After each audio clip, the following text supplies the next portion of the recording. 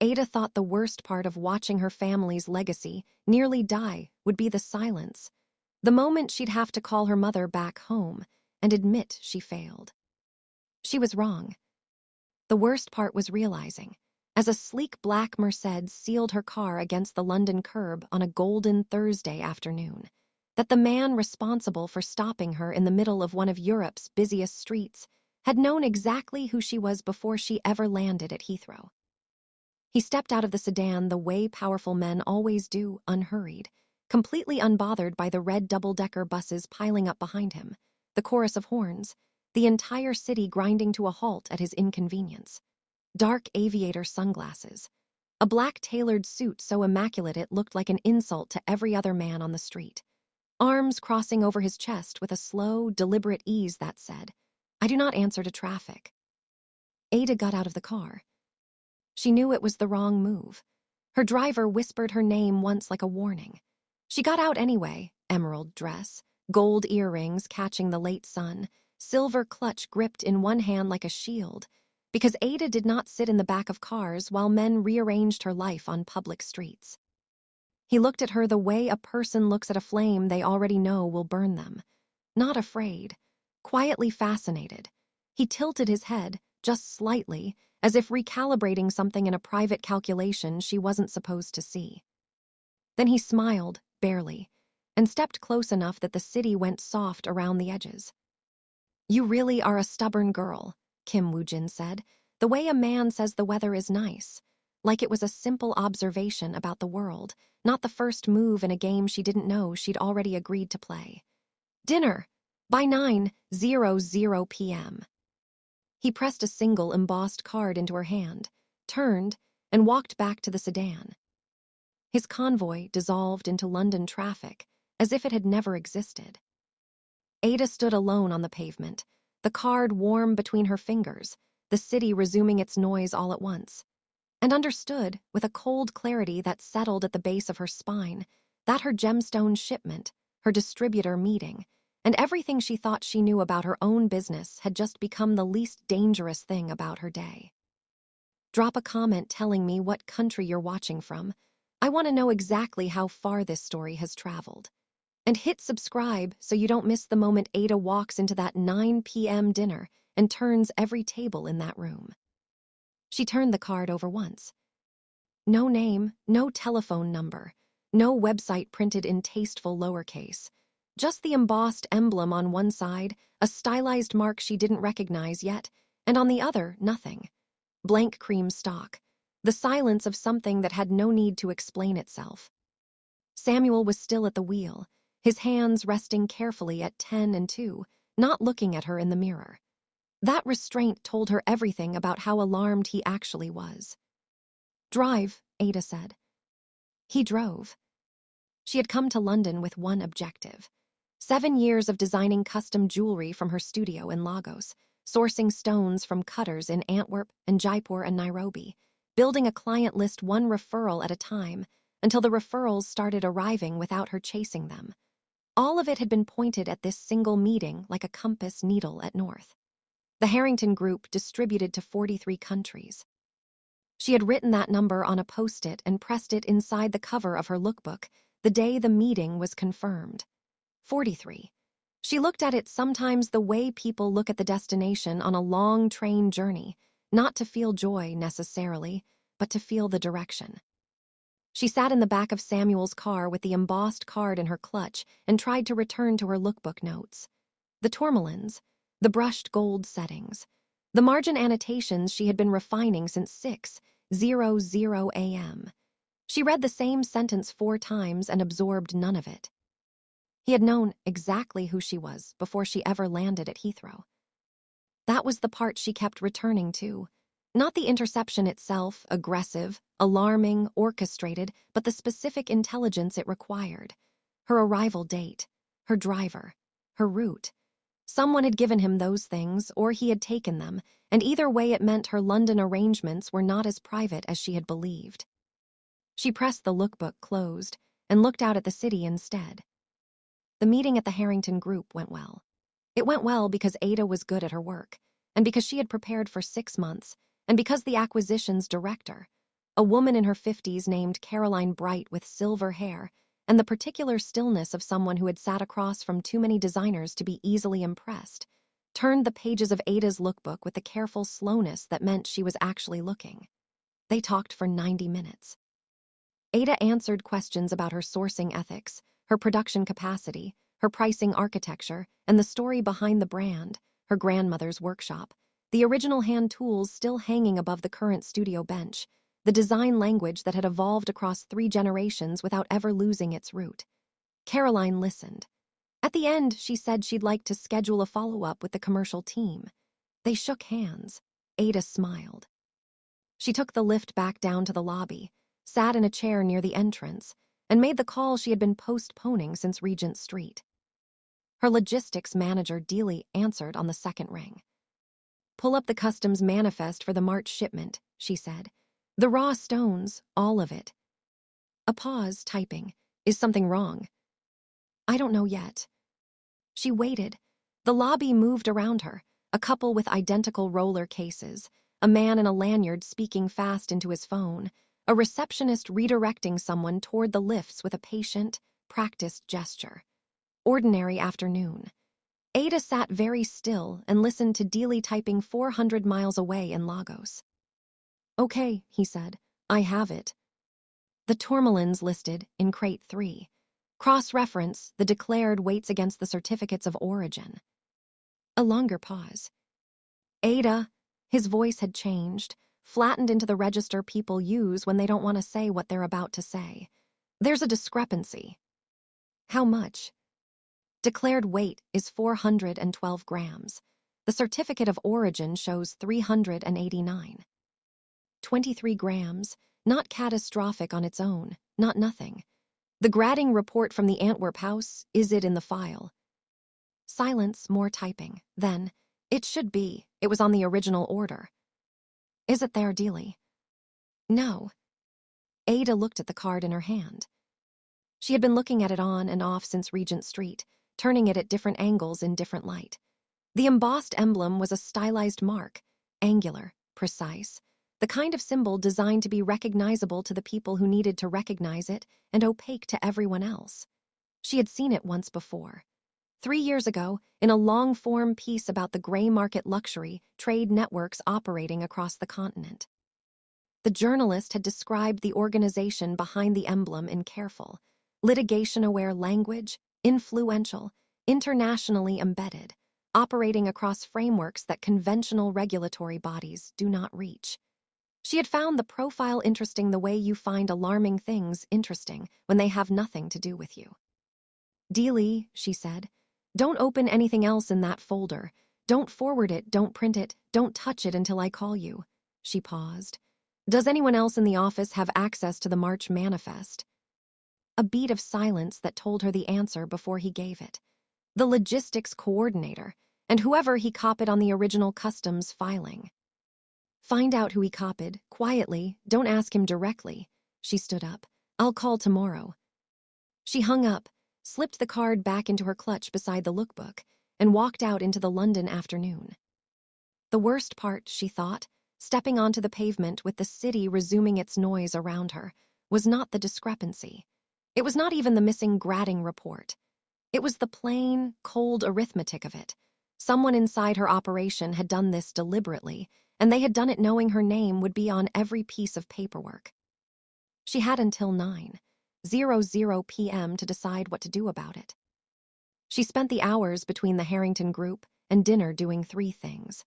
She went back to the hotel and changed, not because she needed to, but because standing in the shower for 12 minutes and putting on clean clothes was the closest thing she had to a reset, a physical act of recollecting herself before walking into something uncertain. She ordered room service she didn't eat, and she researched the emblem. What she found was almost nothing, which was itself a kind of information. There were no company registrations, no news mentions, no digital footprint of the ordinary kind. What existed were the edges of things, a reference in a court document from a Brussels trade dispute, a single line in a Financial Times piece about unregulated gemstone distribution networks, a photograph in an archived society column from 5 years ago showing a man in a dark suit at a charity auction whose caption gave only his title and not his name. She studied the photograph for a long time. The posture was the same. The stillness was the same. She put her phone down, finished dressing, and looked at herself in the mirror. The green dress was the right choice. She had brought it for the Harrington Group celebration dinner she'd planned to have with herself after the meeting, a private ritual she kept, marking each step of the work with a small, deliberate acknowledgement. She was wearing it now for a different kind of meeting, which meant it had changed its function, but not its meaning. She was still someone who had built something real.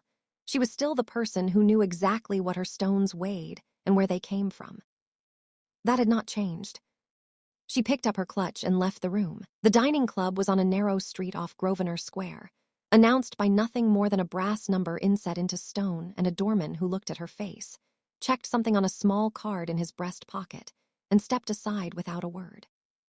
Inside, dark paneled walls, candlelight designed for discretion, conversations conducted just below the volume of comprehension, which was a skill unto itself. A maitre d', who led her through the room without asking her name, which meant her name had already arrived, which meant she had been expected with the same certainty that the doorman had expected her, and all of it together told her that walking into this dinner was not the moment she had entered Wu Jin's orbit. She had been in it since before she landed. The corner booth was separated from the main room by frosted glass. He was already there. He had taken off the sunglasses. She had anticipated this and still wasn't entirely prepared for it. His eyes were sharp in a way that felt structural, not an expression, but a feature, as fixed as the line of his jaw. They registered her arrival, her dress, her posture, and what was almost certainly her attempt to appear less watchful than she was in approximately 1 second, and then he stood. She hadn't expected that either. He waited until she was seated before sitting again, and she decided to catalog it as tactical rather than let it register as anything warmer. "You came," he said. "You left limited alternatives." "There are always alternatives." He said it without irony, which she was beginning to understand was a habit stating facts without editorializing them, which forced the listener to do their own arithmetic. He poured water from the carafe and set the glass near her without asking. "The question is their quality." "The quality of my alternatives tonight was poor," she said. "So here I am." Something moved at the corner of his mouth. Not quite a smile, more like the acknowledgement of one. He looked at her steadily. In the candlelight, without the street and the sedan and the 4 men in suits, he was harder to simply categorize. The suit tonight was charcoal. The silver watch caught the light once when he moved his hand and then disappeared. He looked like someone who had decided, at some point, that comfort was a variable he could reduce to near zero, and had done so without regret. "Your shipment," he said. "What did your logistics manager find?" Ada set her clutch on the seat beside her. A 23-gram discrepancy in the declared stone weight, a missing grading report from my Antwerp supplier. She kept her voice even. And a manifest filing that should have had 1 cc recipient and appears to have had more. He nodded once. He had known all of this. She had known he had known all of this. The confirmation was not for him. It was for her, establishing that she had done the work, that she had arrived at this table with her own intelligence and not just his. "Tell me what's in my shipment," she said. He was quiet for a moment, in a way that felt like decision, rather than hesitation. 41 uncut diamonds, he said. Raw, unregistered, the smallest just under 2 carats, the largest 11.3. A pause. "They are not yours." She had sat with the logic of this for hours, had turned it over, tested it from different angles, let herself arrive at the obvious conclusion, and then checked it again. Hearing it stated across a candlelit table in plain declarative sentences was different from theorizing it alone in a hotel room, and the difference lived in the body rather than the mind. A tightening across the chest, a sudden acute awareness of exactly how far she was from home. "Someone used my supply chain to move stolen diamonds into the country," she said. "Yes. And your position is that I either arranged it or I'm a convenient vehicle." "My position," he said, "was that I needed to establish which." He looked at her with those precise, unhurried eyes. I have been watching your operation for 6 weeks. I intercepted you today because someone was due to collect the shipment tonight, and I needed you present and accountable before that happened. You could have called. People who receive unexpected phone calls from unknown numbers about missing diamonds make a variety of decisions, not all of them useful. A brief pause. You needed to understand the weight of the situation before you had time to lawyer it. Ada looked at him for a moment. It was, she acknowledged privately, a logical position. It was also the position of someone who arranged the world's variables before other people noticed the world was being arranged, and she filed that away. So the collection was tonight, she said. Someone inside my company made arrangements for tonight. Yes. Which means they know the interception happened. They know I'm here. She watched his face. Which means your 6 weeks of patience has just ended. Something shifted in his expression, a fractional adjustment that might have been reassessment. Yes. She sat back. Then we don't have a great deal of time for me to decide whether I trust you. No, he said, we don't. Ada opened her clutch bag and set 3 slim notebooks on the table between them. Their spines were soft with use, the pages dense with her handwriting. Stone weights, supplier contacts, provenance chains, design iterations, the obsessive record-keeping of someone who understood that a jewelry brand's entire value rested on the integrity of what it claimed about itself. My design ledgers, she said. 4 years of sourcing records, every stone, every supplier, every customs agent I have ever used. She pushed them toward him. Look at those and then tell me again whether you think I'm running a secondary operation. He looked at the notebooks. He did not reach for them immediately. I'm not asking for your files, he said. I know you're not. I'm offering them. She kept her eyes on him. Because you're going to accuse me of something I didn't do in a room I can't leave without your permission, and the only currency I have is the truth of my own work. So look at it. A pause. He picked up the first notebook. He read with the careful, unhurried attention he seemed to bring to everything. Actually read, turning pages with a precision that suggested he was not skimming for keywords, but following the logic of each entry, tracing the chain from source to design to sale. Ada sat across from him and did not speak, which cost her a considerable amount. The candle between them burned down a centimeter. He set the notebook down. Your sourcing is clean, he said. I know. These margins are inconsistent with a supplementary income stream, and the provenance documentation. He touched the edge of a page. This level of detail is not the habit of someone managing 2 sets of books. I know that too. She reached across and took the notebook back, returning it to her clutch with the other 2. So now we've established that I am exactly what I told you I was on Regent Street, which is someone who had no idea her supply chain had been compromised. What I need from you is everything you know about how it happened and who is responsible. He studied her. That same quality of assessment she had felt on the street. Thorough, precise, leaving no convenient gaps. There is a rival faction, he said, operating across the same European networks. Their interest is not the diamonds themselves. The value of 41 uncut stones is significant, but not the point. The point is using your supply chain, your name, your paperwork, to manufacture a connection between your company and a compromised shipment. A pause. It destabilizes my network's reputation for clean import channels, and it gives them a visible target. He looked at her directly. To absorb the consequence if this surfaces through official channels. Ada felt the full shape of it settle into place. Not just a theft, a construction. Someone had built a trap using her company's credibility as the mechanism, and the trap was designed to spring regardless of whether she ran or stayed. If I go to customs with the manifest discrepancy, she said slowly, I hand them a story that writes itself. Yes. And if your rivals find the stones before we do, they will use your exposure and disappear. You become the permanent record. He held her gaze. Your family's brand, the heritage you came here to protect, it becomes the thing attached to this. Ada sat with that for 3 seconds. Exactly 3, she was not going to give herself more. "What do you need from me?" she said. "Controlled access to your logistics records, the communications between your coordinator and your customs contacts for the last 6 months, enough to identify who inside your operation arranged this substitution." He paused. "In exchange, I remove your company from every document connected to this shipment. Your name, your brand, your grandmother's legacy, none of it appears in connection with what happens next. And my coordinator, when we find them, that becomes a matter between you and your business. My interest is the network, not your employee." Ada looked at the candle, then at him. "I need 2 things," she said.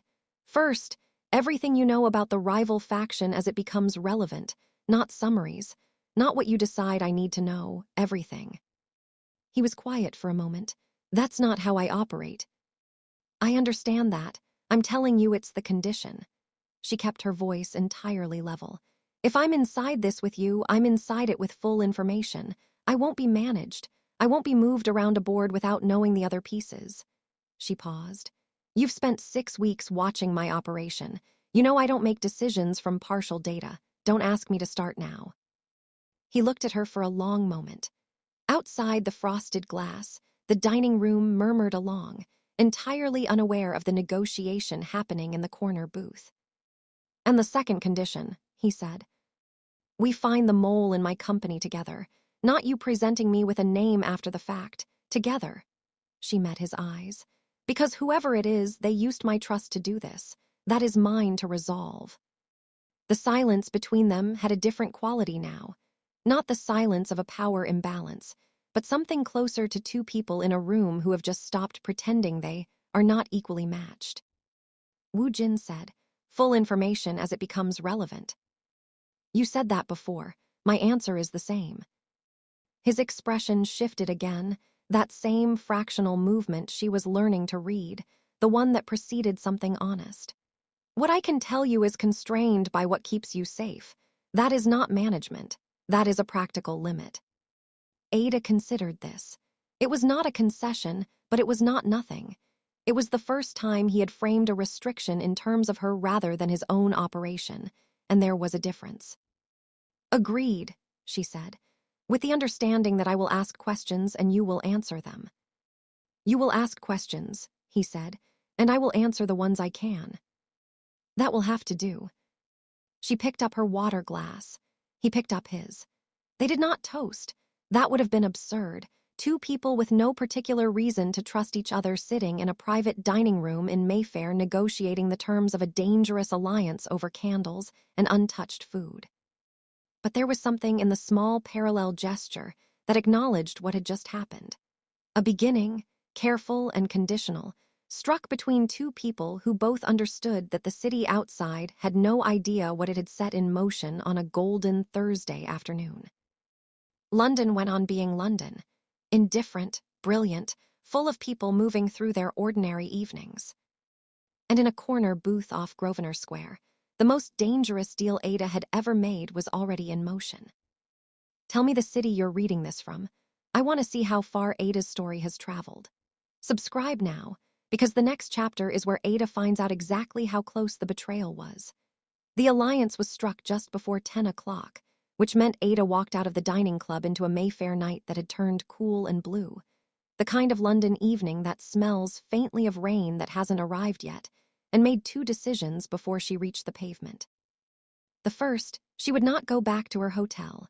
If someone inside her operation had been feeding information to a rival syndicate, shipment schedules, arrival dates, driver details, then her hotel booking was already known to the wrong people, which made it the wrong place to sleep. The second, she would call her UK business consultant, Reeves, and use the contingency he had mentioned when she first flew in. If anything goes sideways with the distributors or the import side, I have a property in Kensington. Clean, private, not in your name. Use it. She had noted it the way you note a fire exit gratefully, without expecting to need it. She texted him from the car. He responded in 4 minutes with an address and a key code, adding, already arranged. Safe as houses. She read the message twice, then put her phone screen down on her knee and looked out at the city moving past the window. Safe as houses. She arrived at the Kensington property at 10:30. It was a narrow Georgian terrace on a quiet street, its ground floor dark, a bay tree in a stone pot by the front door. The key code worked. She stepped inside, reset the lock behind her, and stood for a moment in the hallway letting her eyes adjust. The house was furnished with the impersonal precision of a property maintained for occasional use. Everything clean, nothing personal, the kind of space that held no information about anyone. She moved through the ground floor quickly. Sitting room, kitchen, a small dining room, nothing unusual. Coat hooks by the door holding nobody's coats. A kitchen counter with nothing on it. She should sleep. She was aware she should sleep. She had been awake since before 5:00 a.m., and the night ahead was going to require her to think clearly. She filled a glass of water instead and stood at the kitchen counter, and it was while standing there, in the particular restlessness of a mind that won't stop working even when the body is exhausted, that she noticed the router. It was in the small alcove off the hallway, on a shelf beside a stack of property brochures. A standard domestic router, its lights blinking green in the dark. Unremarkable, except that beside it, slotted between the router and the wall in a way that suggested it had been placed there rather than left there, was a slim black external drive. Ada looked at it for a long moment. Then she picked it up. The drive connected to the laptop she carried in her work bag. She never traveled without it. The files opened without a password, which was either careless or deliberate, and she suspected, as the folder structure loaded and she began to move through it, that it was deliberate. Someone had wanted these files to be findable, just not by her. There were 11 documents. She opened the first 3 in sequence and understood, with a clarity that felt like cold water, exactly what she was looking at. Communication logs. Encrypted initially but decrypted in this copy, she could see the decryption timestamps, recent, someone covering their tracks in a hurry and leaving these behind by mistake. The logs were between 2 parties. One she recognized, a UK routing address she had seen on her own correspondence with Reeves, his professional email infrastructure. The other was a name she hadn't encountered before tonight. Kang. She read fast. The logs stretched back 4 months, which meant this had been running since before she had even confirmed her London travel dates. She found her own name in the 3rd document, not as a participant but as a subject, discussed with the detached precision of an operational asset. Her March shipment carries the consignment. She signs everything herself, no intermediary between her name and the manifest. When it surfaces as hers. Her hands were steady. She was aware of them being steady in the way you're aware of your own breathing during something frightening, as a choice, not an automatic state. She was reaching for her phone when the first sound came from outside. Not dramatic, a careful sound, the kind made by people who are very practiced at not being heard. The soft displacement of gravel, a door somewhere at the back of the property. She closed the laptop, pocketed the drive, and moved. The inner office was on the 1st floor, a small room with a single window overlooking the street, a heavy oak desk, and a door with a bolt lock that was, by the grace of whatever minor deity presided over this particular Thursday night, still engaged on the inside. Ada slid it across, then crossed to the desk and put her full weight behind it, angling it toward the door. Below her, in the ground floor of the house, she heard movement. Not hurried. Methodical, the systematic check of each room, the kind of search conducted by people who expect to find what they're looking for. 2 of them at minimum, possibly 3. She catalogued this the way she had learned, over 7 years of navigating difficult situations in markets and negotiating rooms and customs offices that did not particularly welcome a young woman who knew exactly what her stones were worth. Information first, reaction second. She had Wu Jin's number. He had pressed a second card into her hand as she left the dining club, different from the embossed one, smaller, just a number handwritten in precise figures. If anything changes tonight, he had said, with the tone of someone stating a probability rather than a possibility. She called him. He answered before the second ring. Kensington, she said quietly. The property Reeves gave me, your rival's men are here, at least 2, probably more.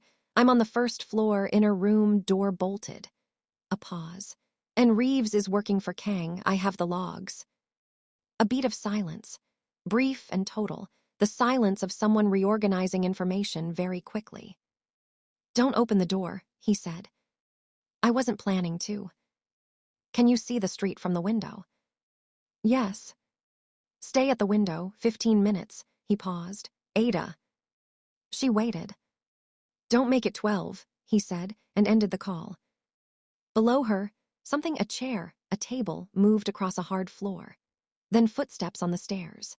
She stood at the window with the external drive in her clutch bag and the bolted door behind her, and looked out at the quiet Kensington Street, at the bay tree by the front door, at the dark Georgian facades opposite holding their silence, and waited with the particular stillness of someone who has made every available decision and now has nothing left to do but hold her ground. The door handle turned once, then pressure against the door, not frantic, exploratory, gauging resistance. Ada did not move. The pressure increased. The bolt held. She heard a voice below, low and terse, in a language she didn't recognize, and then another voice answering it, and then silence again, which was somehow worse than the sounds. She was watching the street when the first car appeared. Not the Mercedes, something lower and faster, gunmetal gray, that turned into the street without headlights and came to a precise stop directly in front of the bay tree. A second car behind it, black. Both vehicles moving with the coordinated deliberateness she had seen on Regent Street, and this time it did not frighten her. This time she pressed her hand against the glass and felt, with something that was not quite relief, but was adjacent to it, the specific sensation of not being alone in a situation that had been designed to isolate her. The door to her room came off the bolt with a single impact, not the door itself, the frame, the bolt pulling clean from aging wood. 2 men. She registered their size and their positioning, and the fact that neither of them was looking at her with cruelty, only with the practical focus of men executing a task, which meant they had been told to bring her somewhere and not to damage her, which meant Kang wanted her functional, which meant she had a margin. She was calculating the margin when Woo Jin came through the door behind them. Not loudly. He entered the room with the same quality she had observed twice now, the unhurried certainty of a man who has already accounted for every variable in a space before entering it. He said something sharp in Korean. The 2 men stopped, stepped back. He looked at her across the room. She was standing at the window with her clutch in one hand and the expression, she suspected, of someone who had been extremely frightened and was managing it with great discipline. You're early, she said. 12 minutes, he said. I told you not to make it 12.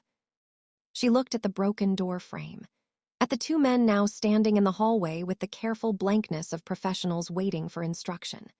At Woo Jin, who had crossed the room in 2 steps and was looking at her with an attention that was entirely different from the calculating assessment of the dining club, something rower in it, something that lived below the precision.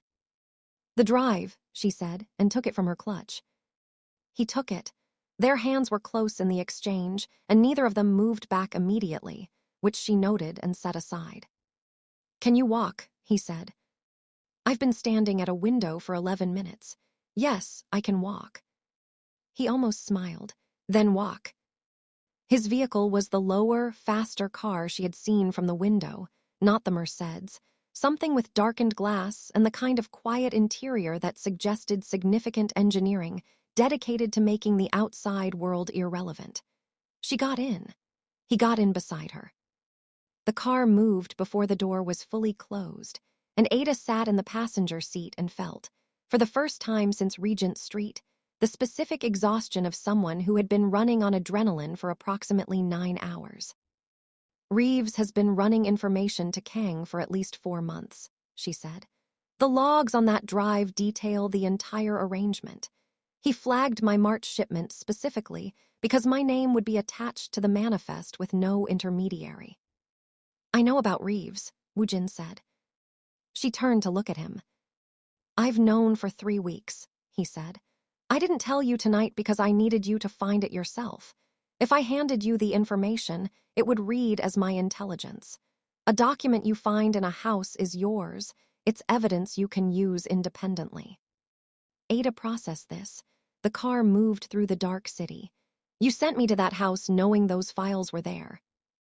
I sent you to that house knowing Kang would move on it once the dinner interception was confirmed. The files were a variable I hoped you'd find before he secured the building. A pause. You found them in, he checked his watch. 22 minutes. You used me to retrieve evidence. I used the situation.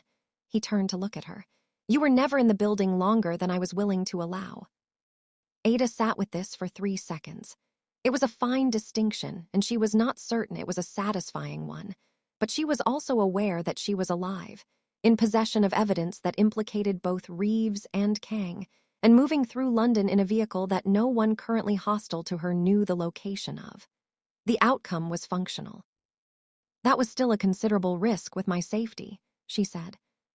Yes, he said it directly, without softening it. I miscalculated the speed of their response by approximately 4 minutes. I won't do it again. She had expected a deflection. The plainness of it, the acknowledgement without excuse, was something she hadn't anticipated, and it shifted the temperature between them in a way she noticed but didn't examine. My stubbornness almost made it worse, she said. In that room, I heard them on the stairs and I still didn't call you for 90 seconds because I was trying to solve it myself. He was quiet for a moment. You were trying to confirm the information before using it. That's not stubbornness. That's methodology. You're being generous. I'm being accurate. He looked at the road ahead. I don't do generous. His estate was outside the city. She didn't know exactly where, only that the drive was 40 minutes of motorway and then narrowing roads, and that when the car stopped she stepped out into an air that smelled of grass and distance, the particular dark of the countryside after London's permanent ambient glow. The building was large and older than she'd expected, its exterior lights low and amber, 2 men stationed at the gate whom the car passed without stopping. Inside, clean lines restraint. The same quality of inhabiting space efficiently that she had begun to associate with him as a characteristic rather than an affectation. No unnecessary objects. Nothing decorative that wasn't also structural. She stood in the entrance hall and thought, this is what a person's interior life looks like when they have decided to keep it private. They worked through the night. He had the full logistics records she'd agreed to share, pulled from the access she had provided over a secure terminal before midnight, cross-referenced against the intelligence his network had accumulated over 6 weeks. She had her gemological knowledge, which turned out to be the more significant contribution by the time they reached the 3rd hour of analysis. It was 2:00 a.m. when she found it. She had been working through the trade route documentation, mapping where Kang's network intersected with the legitimate luxury market, when a consignment description stopped her. Clarity ratings she recognized. Grading certificates from a supplier she knew by reputation. A respected Antwerp house that had been acquired 2 years ago by a holding company she had not heard of. She pulled up the holding company. She pulled up its registered shareholders. She sat back in her chair. Kang's not reselling the diamonds, she said. Wu Jin looked up from across the table. He's replacing them. She turned the screen to face him. The 41 stones he moved through my shipment, those aren't his inventory. Those are his proof of concept. She opened a second document. He's been acquiring synthetic diamonds. HPHT grown, lab produced, but manufactured to a specification I've never seen commercially available. The inclusion patterns are engineered to mimic type E and natural stones. The fluorescence profiles are calibrated. She looked at him. If you didn't know exactly what you were looking for, a standard gemological assessment would pass them. Wu Jin was very still. He's going to introduce them as natural stones through your distribution network, she said. Not his, yours. Using your name, your provenance guarantees your reputation for clean supply chains. When the fraud surfaces, and it will surface eventually, because stones this perfect don't exist in nature at this volume, it won't surface as his fraud. She held his gaze. It surfaces as yours. The room was very quiet. He has a gala, Wu Jin said slowly. In 4 days, a private auction for high-value collectors. He announced it 3 weeks ago as a liquidation of a newly acquired estate collection. He paused. The provenance documentation for those stones comes from my network certification channels. Then that's where he launches it, Ada said. In front of the people whose opinion shapes the entire European market, and you won't be there to contradict it. He looked at her, she looked at him. I know what the structural fingerprints of synthetic stones look like under magnification, she said. I know because I spent 2 years fighting a supplier who tried to pass them through my own supply chain before I built my current verification protocols. I know every tell. She paused. Take me into that gala and let me stand in front of those stones. 4 days was enough time to prepare and not enough time to feel ready, which Ada decided was probably the correct conditions for doing something like this well. Overconfidence was the enemy of precision. She had learned that in her first year of gemology training and had not unlearned it. She spent the time at the estate, working, preparing. She reviewed every technical specification of HPHT synthesis she had accumulated over years of defending her own sourcing, refreshed her memory on the precise magnification markers that distinguished engineered inclusions from natural crystallographic growth, and compiled a presentation she could deliver in under 4 minutes to an audience of hostile strangers in a ballroom.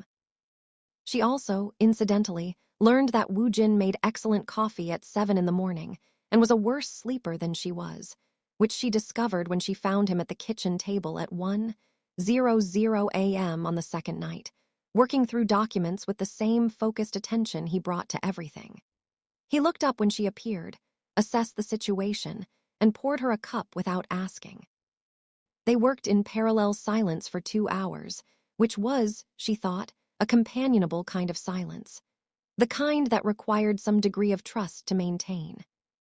On the 4th morning, she put on a dress the color of midnight, and he arrived at the door of her room at exactly 7:00 p.m. and looked at her with the particular expression she had learned to read by now, assessment first, and then, brief as a camera shutter, something else.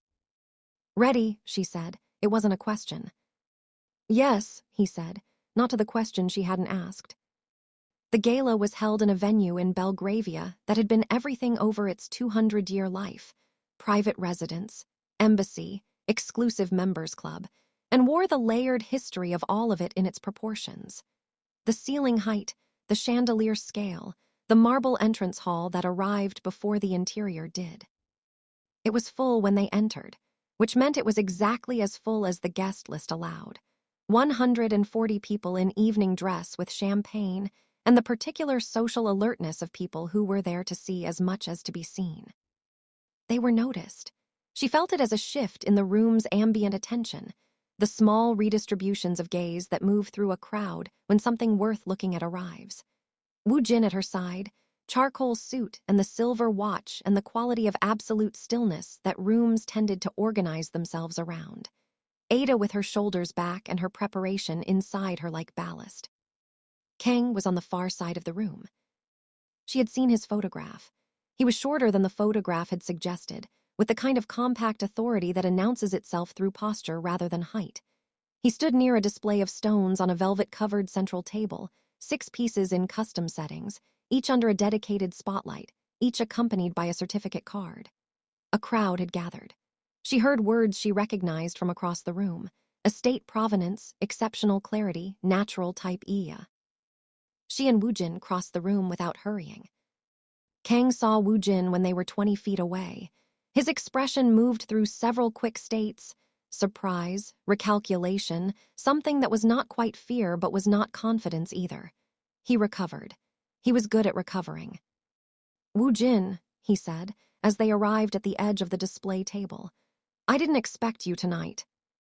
I know, Wu Jin said pleasantly. Ada was already looking at the stones. She had brought a loop, a 10x jeweler's loop, slim enough to carry in her clutch, the instrument she had used approximately every working day for 7 years. She took it out. She held it to the nearest stone without asking permission. Kang said, the collection isn't. She's a gemologist, Wu Jin said. The room had begun to shift. Not loudly, a gathering of attention, the slow orientation of the crowd toward a point of interest. Ada turned the stone under the light and looked. There. The inclusion pattern was extraordinarily good, genuinely extraordinary, the best engineered crystallography she had ever seen. Someone had spent serious money on the synthesis, but the growth lines were too parallel. Natural diamonds grew under chaotic conditions over millions of years, and the evidence of that chaos lived inside them. This stone had grown under controlled pressure in a laboratory over weeks, and no matter how sophisticated the engineering, the geometry gave it away if you knew exactly where to look. She straightened. The inclusion pattern in these stones is characteristic of HPHT synthesis, she said. Not loudly. She didn't need to speak loudly. The room had gone quiet enough that a normal voice carried. The growth lines run parallel at approximately 73 degrees across the main table facet. In a natural stone of this reported clarity grade, you would expect chaotic, irregular crystallographic disruption. These are consistent, directional, and repeated across. She moved to the second stone without asking, looked, straightened, all 6 pieces. The room held a particular silence now, the kind of silence that has weight. These stones are synthetic, she said. They are not natural diamonds.